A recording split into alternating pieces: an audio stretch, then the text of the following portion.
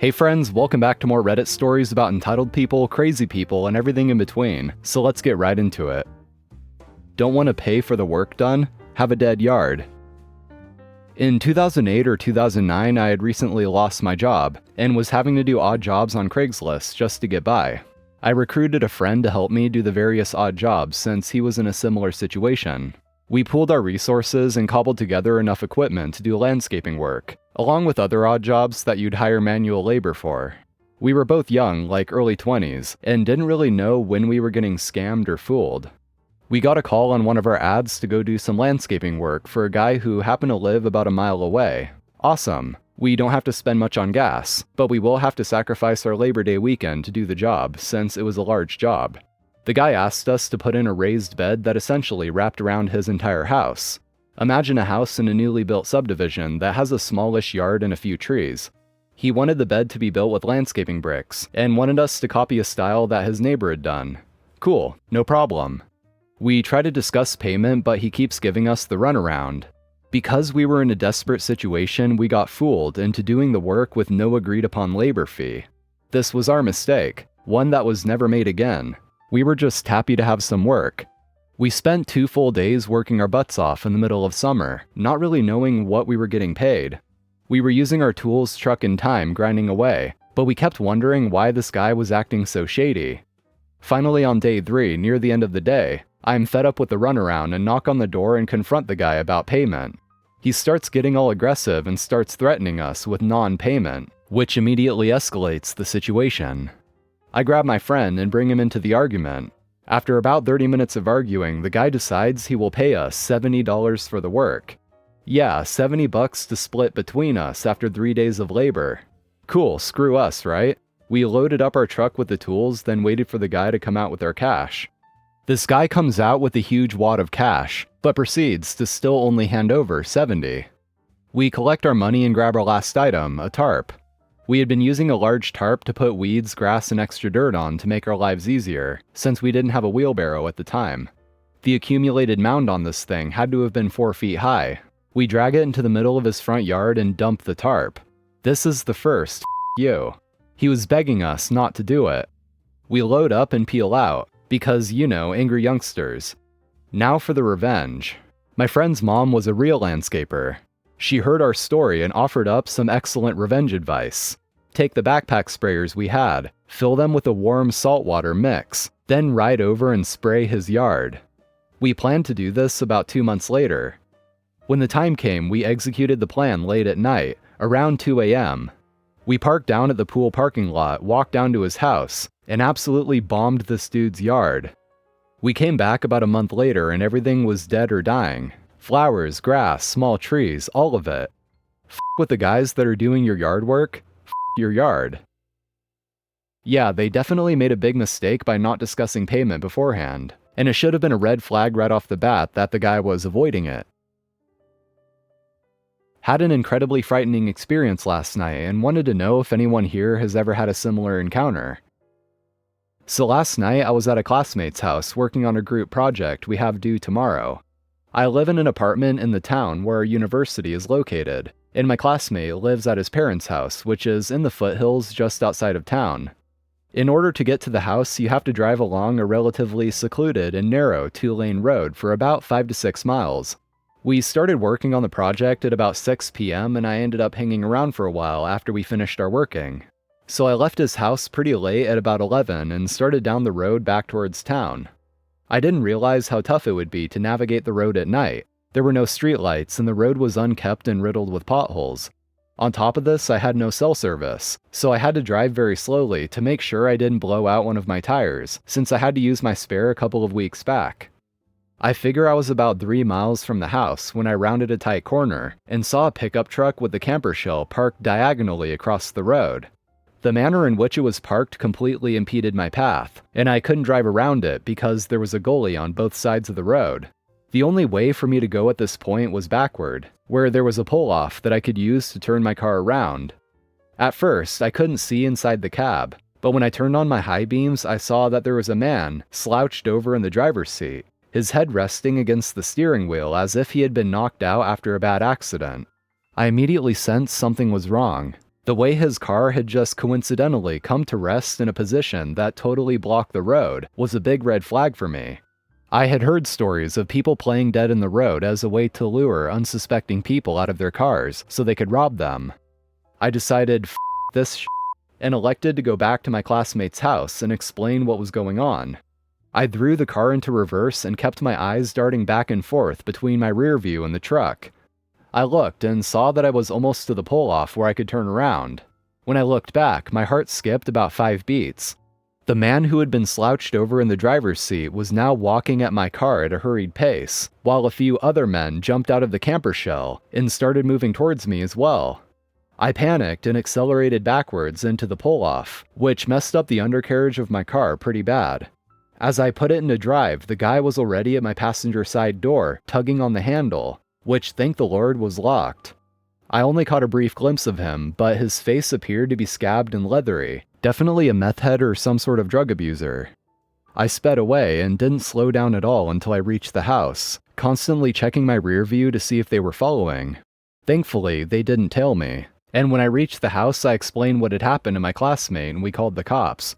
I was grateful that my buddy's parents were kind enough to let me stay the night. They didn't find anyone on the road matching the description, but I filed an incident report and they told me they would be on the lookout for similar vehicles and suspicious activity. But holy crap, I'm still so shook up over it. I keep getting the same adrenaline rush I got when I saw the guy charging me whenever I think about it. Getting harassed while hunting by entitled parents. This happened when I was 15. We live in a rural state that is mostly desert and mountains. We loved hunting and often had the lands to ourselves because of the low population. We would hunt this mountain bird called chukar. They like to hide high in the mountains and in the rocks, making them difficult to get.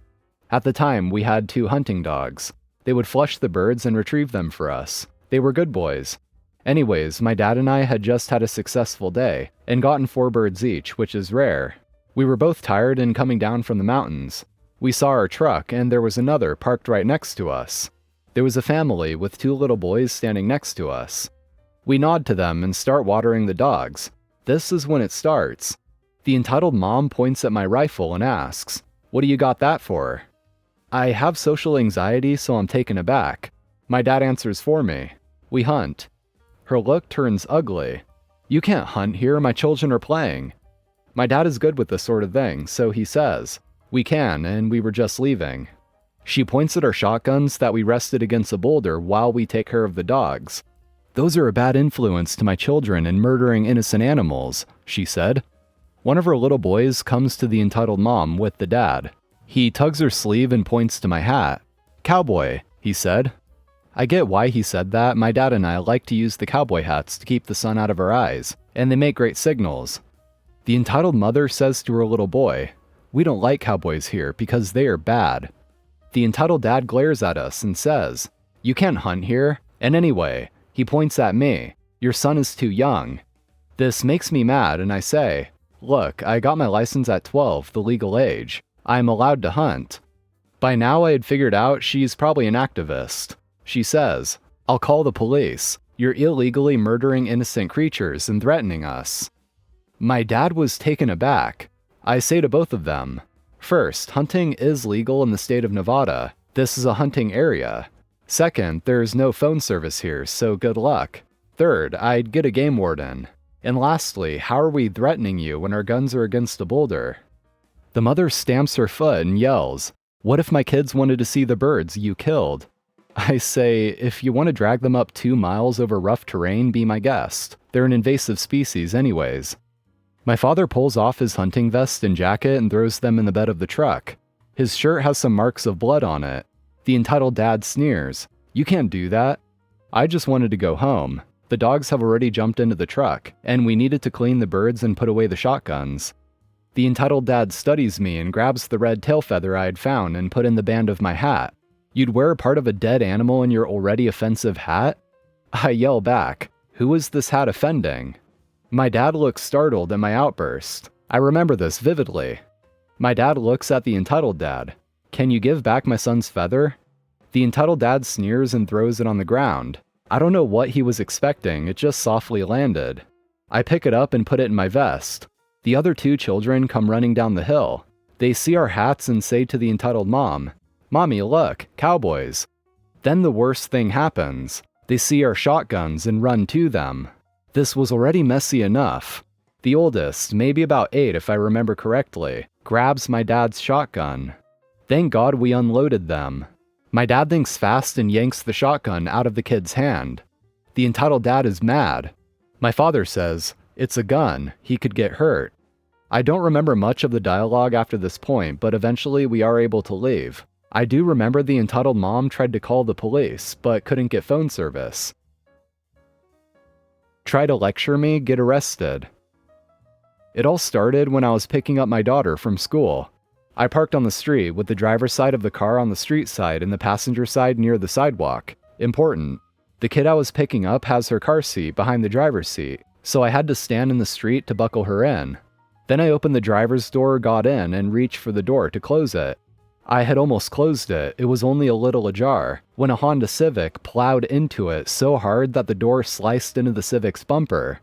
The other driver backed up until I could fully open my door again, and I saw the Civic was maybe 8 inches from my car. Who drives so close to parked cars? Usually I would just exchange info and that would be it, but the guy gets out and has a huge attitude. He starts lecturing me, saying I need to look around before opening my door, and that he had no time to react. If I'd taken more time to get in, he would have hit me. He definitely could have avoided me. The street is not narrow, and there is not even a sidewalk on the other side. Plenty of room. We start to exchange information, and I think I smell alcohol on his breath. My husband soon arrives with our other daughter because I called and let him know what happened. The guy tries to give my husband the whole "women drivers, am I right?" spiel. And my husband verbally tears him a new a-hole. My husband confirms he also smelled alcohol, so we called the cops. The other guy is super for it. He wants the cops called and wants to talk to them. Cool. My girls are running around the schoolyard as each of us give our statements. Mine is pretty cut and dry, so soon husband and I are just standing around while the cops talk to the driver of the Civic. Not long after, we overhear him fail the breathalyzer. So he gets arrested, and I'm driving a rental until we can see if my car can be fixed.